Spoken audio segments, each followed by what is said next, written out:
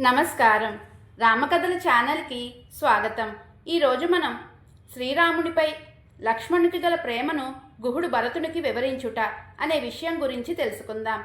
గుహుడు లక్ష్మణుని యొక్క మంచితనం గురించి భరతుడికి ఈ విధంగా తెలిపెను. లక్ష్మణుడు తన అన్న రాముణ్ణి రక్షించుటకు ఒక చేత ధనుర్బాణాలను మరొక చేత ఖడ్గమును ధరించి జాగ్రత్తగా కాపలా కాసెను.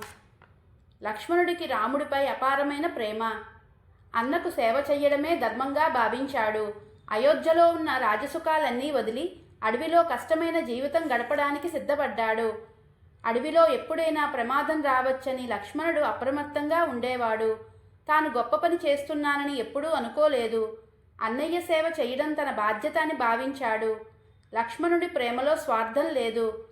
లక్ష్మణుడు రాముడి గురించి అడవిలో కష్టాలను ఇష్టంగా సహించాడు.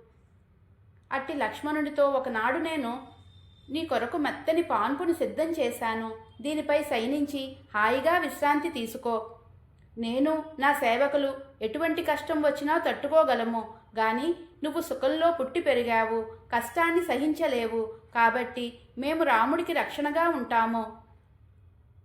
మాకు ఈ ప్రపంచంలో శ్రీరాముడి కంటే ప్రియమైన వారు లేరు. నేను సీతారాముల్ని అన్ని విధాలా రక్షిస్తాను. ఎవరైనా యుద్ధమునకు వచ్చినా మా సైన్యతో వారిని ఎదుర్కొంటాను.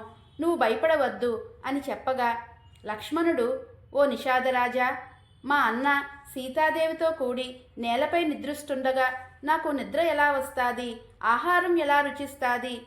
మహా తపస్సులకు ఫలితంగా దశరథ మహారాజుకు శ్రీరాముడు జన్మించాడు.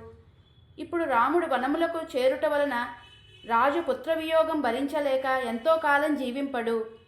కౌసల్యాదేవి కూడా కృషించి తనువు చాలిస్తుంది. మా తల్లి సుమిత్రాదేవి మాత్రము శత్రుఘ్నుడి గురించి జీవించి ఉండవచ్చు. ఓ నిషాదరాజా, మా తండ్రిగారు బ్రతికియున్నచో అయోధ్యానగరము సుఖశాంతులతో హాయిగా ఉండును. గాని పుత్రశోకంతో దశరథుడు మరణించును. ఆ సమయంలో ఆయన అంత్యక్రియలు భరతశత్రుఘ్నులు నిర్వహిస్తారు. నిజంగా వారు ధన్యాత్ములు అని లక్ష్మణుడు చింతించుచుండగానే ఆ రాత్రి గడిచిపోయినది. ఇది ఈరోజు కథ. తదుపరి భాగంలో మరో అందమైన సంఘటనను తెలుసుకుందాం. ధన్యవాదములు. జై శ్రీరామ్.